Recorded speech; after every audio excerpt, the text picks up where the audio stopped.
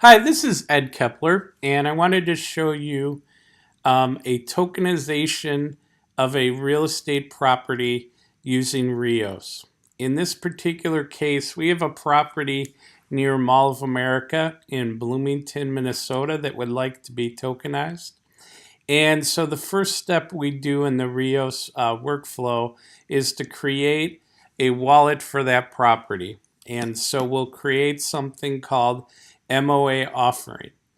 And this wallet will have private keys and public keys associated with that wallet. And we'll show you how to use those later. And we'll also create 3 accounts. And we'll create an MOA offering account, an MOA custodia account, which is a custodian account, and MOA ownership account, which will be an ownership account. And so we'll show you what happens with those later. So right here is all the information regarding those accounts: the offering account, the custodian account, the ownership account, and then we have a 4th account which we're calling new investors, and we'll show you what we do with that later. So these accounts are then associated with a token contract in EOS. And so in that token contract, we will create 10 million MOA tokens. And this will be the maximum supply that can be issued using this contract. And then we'll also issue only 3 million of those MOA tokens initially. And so this will roughly be a 30% tokenization of the property, with the remaining 7 million tokens residing with the owner of the property. So once that is complete, you can see here we've created a token, and here are the 10 million tokens that were created. And then after those are created, we're also going to create 10 million AUSD tokens, and these will be the equivalent of a stable token like Tether, and these will just be the equivalent of USD dollars. And so the stable tokens will create 10 million of those. And then, as we showed, we created 10 million MOA tokens, but we're only going to issue 3 million of those tokens.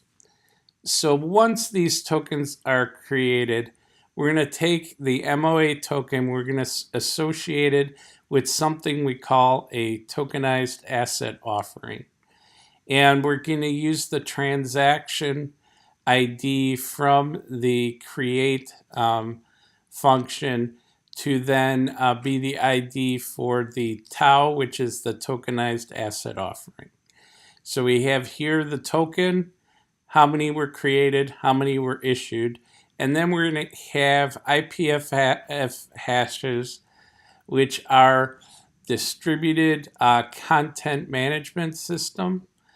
So IPFS is a distributed content management system, and it gives us unique hashes that are the equivalent to that content.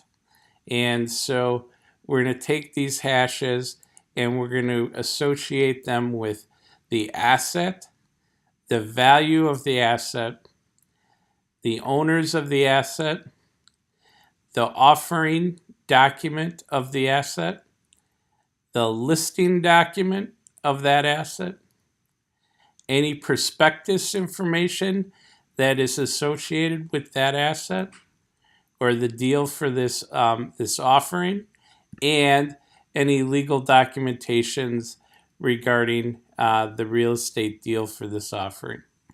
And as I mentioned before, we're going to have an account for the offering, a custodian account, An ownership account will have something called options, which will allow us to give and take away either permissions or authority or features to the offering, and a version number. So this will allow us to keep in sync with any changes that might happen to this offering document, and then the blockchain it runs on and the network it runs on. So this will give us a fairly complete picture of the asset and then the offering and then any sort of legal documentation, prospectus, and valuation regarding the deal and its asset. So once this offering is created, the next step we're going to do is we're going to transfer the tokens that were issued into the MOA offering account. And this will be the first step.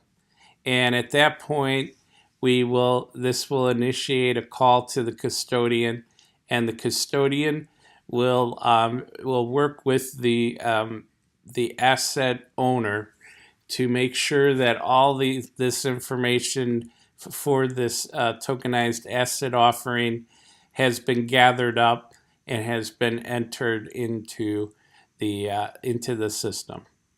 Upon successful completion of that, they will contact the network, and the network will transfer the MOA offering tokens into the MOA custodian account. And that will be where they reside until they are distributed out to the owner upon successful completion of the offering. So you can see that here. Here is that transaction flow. All this is created on the blockchain, so it can be followed and verified. So the 3 million tokens now reside in the MOA custodian. And so next, we list or we put the offering out onto the network, and we're very successful.